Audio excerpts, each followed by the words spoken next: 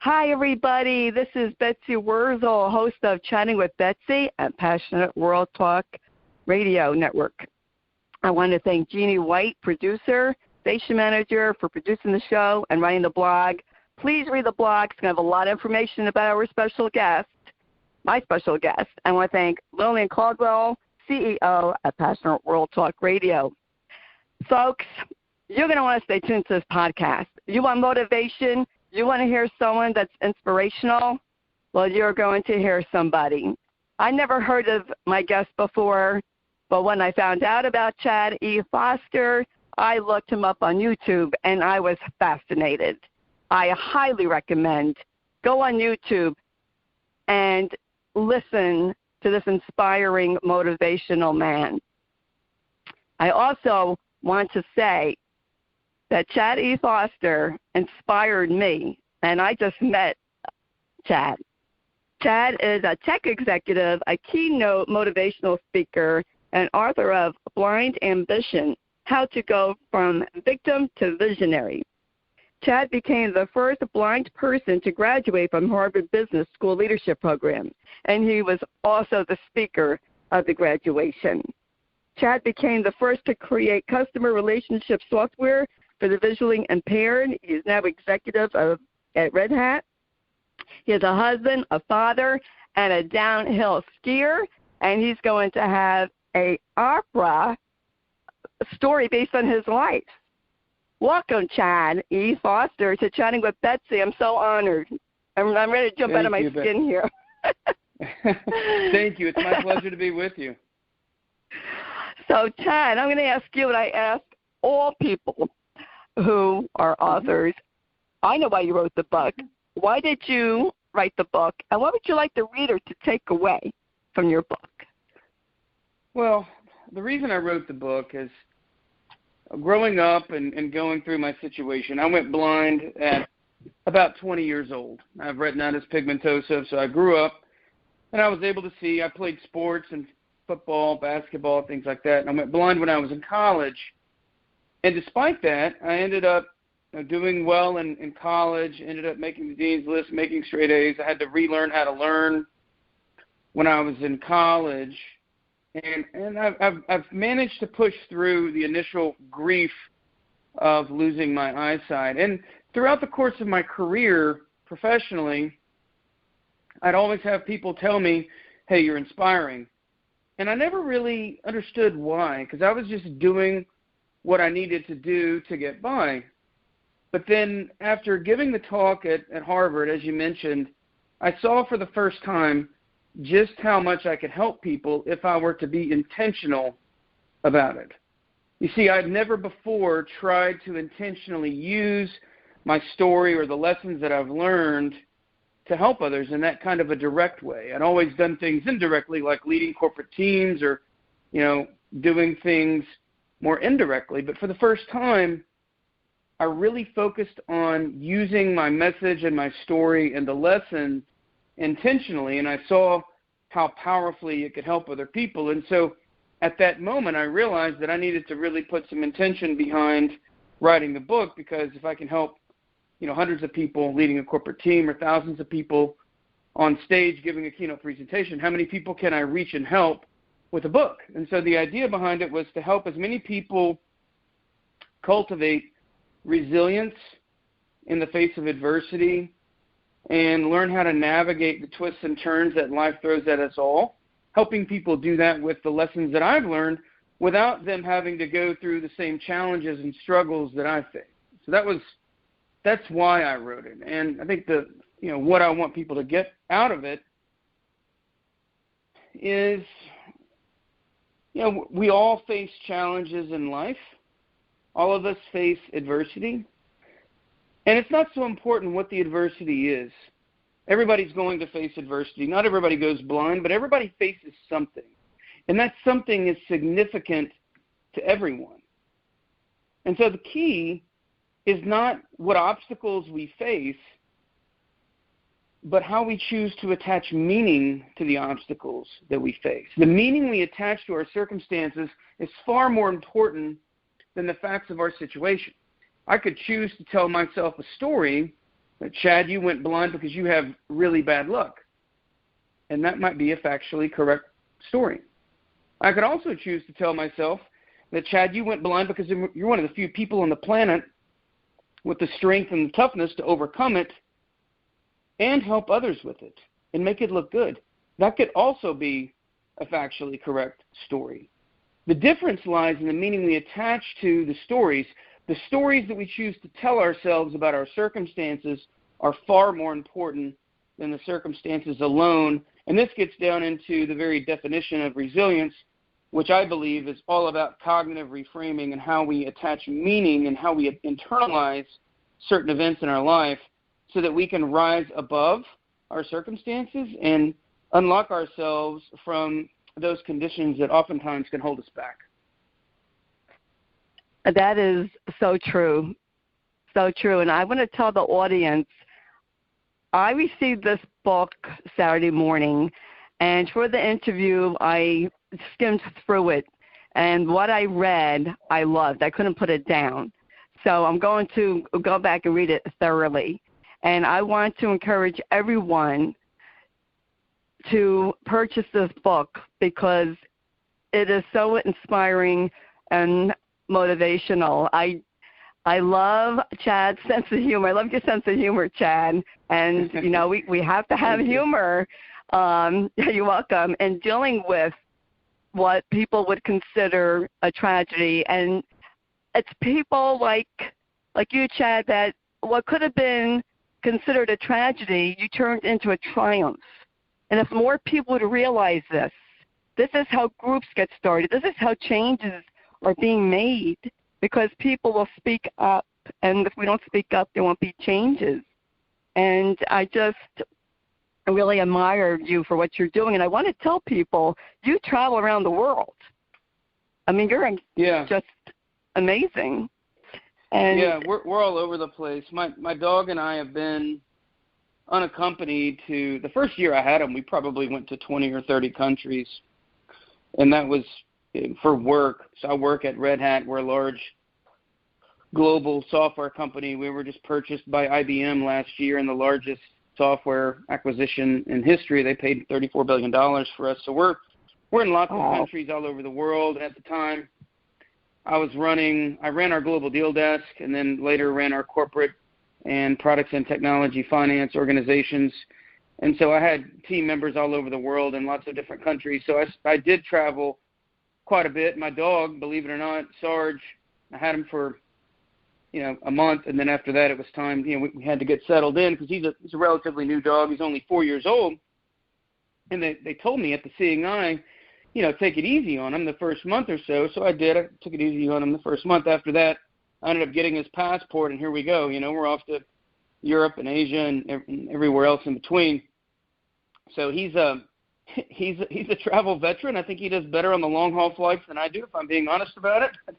But yeah, we're definitely comfortable with the discomfort, which I think is something that a lot of people, have some difficulty with. And I think that's part of what, if I'm being honest, what my life has helped me with. Growing up, not knowing the limitations of my eyesight, not knowing what I could and could not see as my eyesight began to fade. That was a really uncomfortable situation. And then as my eyesight went out completely, that was obviously a very uncomfortable situation. And then I ended up getting a guide dog, my first guide dog, Miles, when I was in college. And then walking into classrooms with a 115-pound German Shepherd. That was uncomfortable. And then going to a job interview, being blind and using a guide dog, a big German Shepherd guide dog, and all the different reactions that you encounter. And then traveling, not being able to see, whether that's on a domestic flight or going to a hotel where you can't see your way around, going to a new gym, because I like to work out, so I get up and work out every day, 5 o'clock in the morning, regardless of what hotel or what country I'm in. All of these things are uncomfortable. Working on a new team, when you walk in and you're obviously the only blind guy in the room or blind guy in the company with a German Shepherd guide dog, and knowing that you have this immense corporate responsibility, all of those things were outside of my comfort zone. And what I've found is that all of those things have helped me stretch my comfort zone.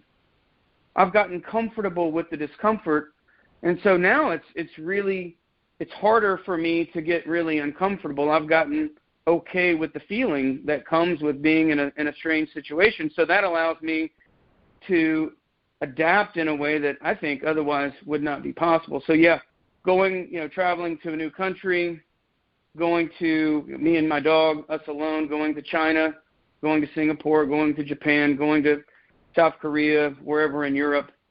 That's just kind of par for the course now. We're used to that. Was I uneasy the first time? Absolutely, but I've gotten so used to the feeling of being uneasy that it really didn't bother me that much. You know what, Chad? I have to be honest because that's who I am. When you talk about getting out of your comfort zone, and in your book you talk about getting out of your comfort zone and to be, uncomfortable, get uncomfortable, and that's how you grow, and that is so true. I definitely myself went out of my comfort zone last year, thankfully to my CEO, Lillian Caldwell, who gave me press releases, and I had to deal with PR people and talk to people that I normally would not have talked to. And it made me more confident in speaking, to different people, which isn't the same as your situation. But if people, they think, oh, I have to stay in my comfort zone. No, you have to get out of your comfort zone to grow as a person and face your fears and do it anyway. I 100%. Love your humor. When you were going you were skiing going on a ski lift or something, and you said, oh, I don't have to worry about, being afraid of something like being afraid of heights. And the guy said, well, close your eyes. And you're like, well, I don't have to close mine, something to that effect. Your humor. Well, you have to laugh. You have to laugh about life. Yes. I mean, I take my job very seriously, but I understand that levity solves a lot of problems. One of the first things that I say to people when I get on stage to give a keynote presentation is I tell them that this is a really good time to go blind. And they are, there's some uneasiness and some laughter, and they're a little taken back by that, but it's true. It is true that now in the year that we live with all the technology and medical advancements that we have, it is a really good time to go blind. And I think people are worried that maybe I'm taking applications at the back of the room or something, but I'm not recruiting for people to join the blindness community. But, if we can't laugh about things that we can't control, those things will inevitably hold us hostage. And, the great escape hatch that we all have from our circumstances is our mind. It is our perspective. It's how we choose to see a situation. And if we can laugh at ourselves, taking our responsibilities seriously, but not taking ourselves too seriously. I'm the first person to make a blind joke, have fun at my own expense. I don't mind that at all. But at the same time, I obviously take my responsibilities seriously and all that, but we've got to have a little bit of fun. We're only going to be here for a certain amount of time on this rock that spins around the sun, so we may as well have some fun while we do it. And if that includes having a little levity at our own expense, I'm all for that. That's right. And I have to tell the audience, people who have had tragedies and, think, they're sitting there, oh, woe is me, I can't do anything anymore. You have to really read Chad's book and really see him on YouTube and hear him, because it's so motivational. We don't have to be victims. And this is what I get the feel of in your book, Chad. You could have very easily, stayed in your room and felt sorry for yourself, but you didn't. You went and you kicked butt. And I love that. I love it. Yeah, thank you. Well, you know what, Betsy, we all become the stories that we tell ourselves. So if you're going to tell yourself a story of poor me and oh, woe is me, then that's who you're going to be. But if you're telling yourself a story of I've got this, I'm going to own this, I'm going to make it look good, then that's who you're going to be. The stories that we have playing inside our minds, there's that voice inside of our heads. And there are oftentimes two voices. I have the negative voices that come out. Everybody does. No one is immune from it. The trick is figuring out which one we're going to give the volume to. Are we going to turn up the volume on the negative voices or the positive voices? And controlling that narrative in our brains is the single most important factor in determining our outcomes in life, because whatever voices, whatever stories we tell ourselves about our circumstances influence the words that we choose. It influences the company we keep. It influences our behaviors, our actions, and eventually our life's outcomes. So if we don't get control of those stories in our minds, first and foremost, our outcomes in life are not going to be what we would hope. So it's, hope's not a plan, right? You can't really say that hope is a plan. You got to have actions and habits, words, and stories that you internalize in a way that's productive and takes you in the direction that you wish to go. Exactly. I agree 100%. I love the story in your book, Chad, about how you met your wife and about your children. I mean, just how you put the diamond ring in your dog's little pack. So, because your wife is from Brazil, it just cracked me up. I mean, you're just so, amazing. And I never met you, just met you over the phone, but I just really love you as what you stand for, what you're doing, helping others.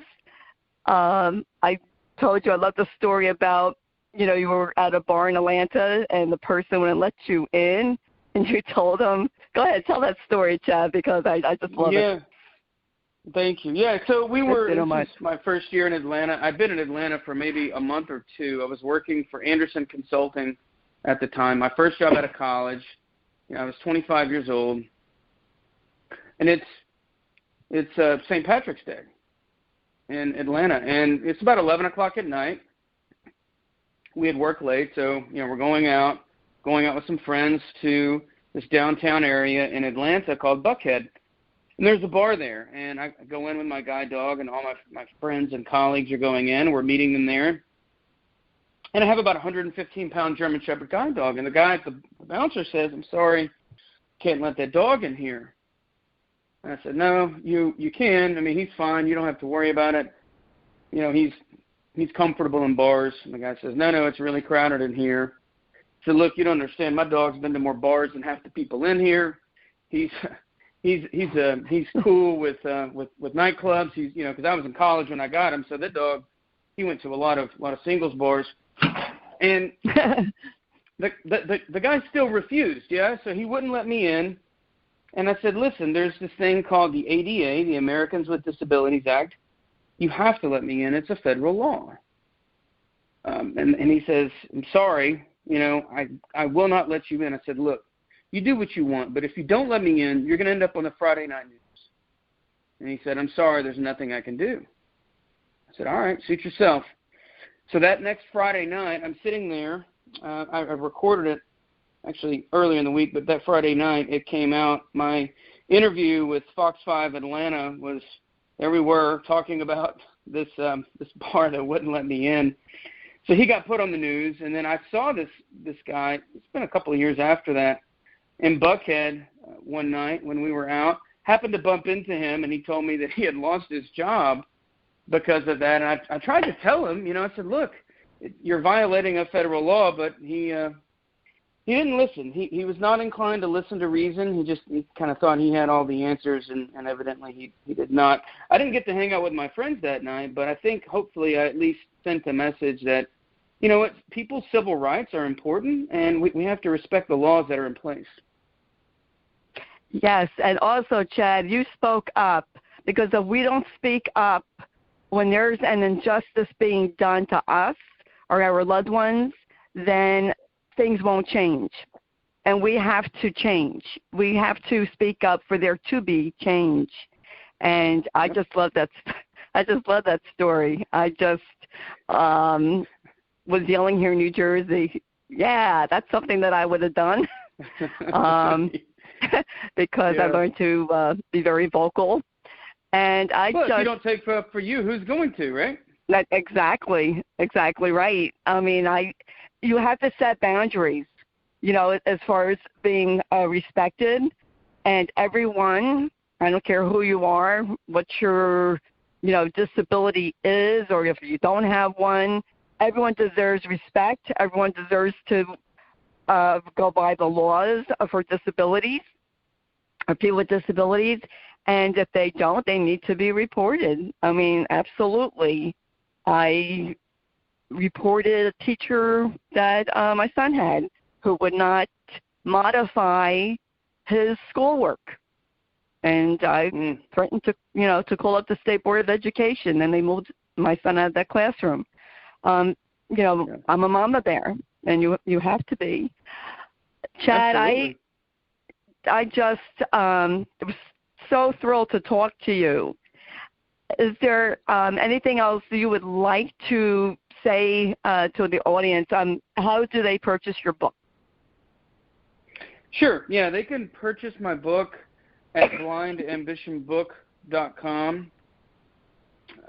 And so in addition to blindambitionbook.com, they can go to my website, which is chadefoster.com, and then there they can see videos. There's a book page where they can see more about the book there as well. There's different articles where I've been featured in Forbes and USA Today and Atlanta Journal-Constitution and on NBC. And so lots of other content there, either written or media.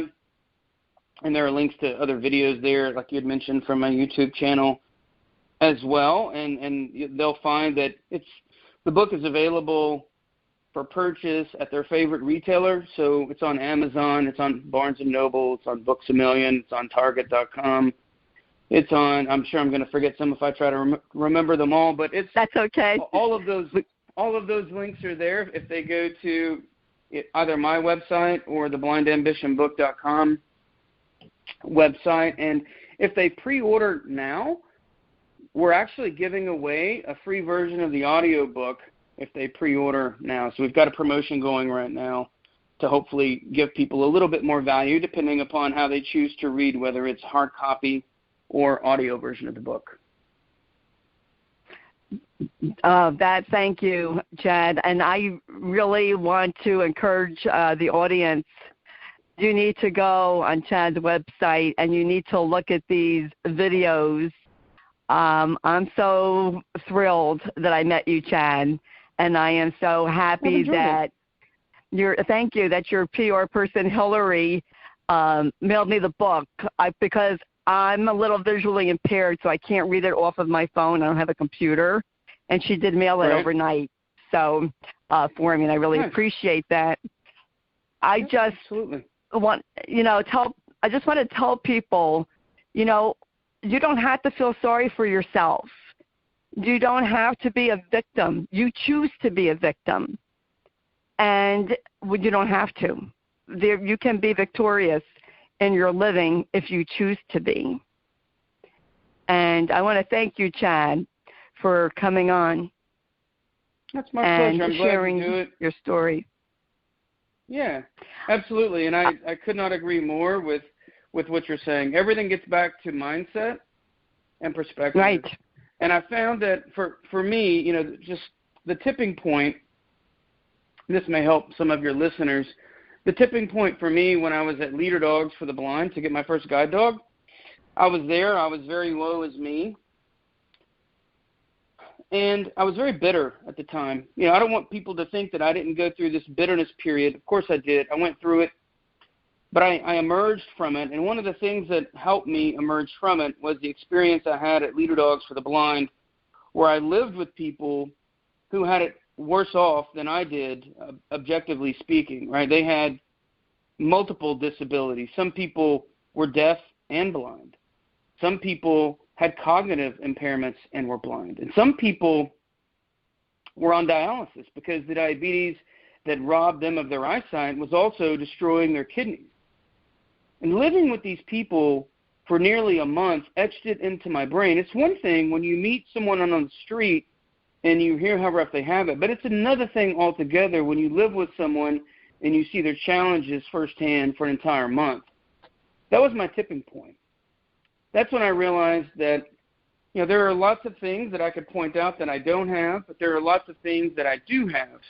And the living courage by these people, the women there that had no hearing and no eyesight, yet they had the courage to get a guide dog to travel independently.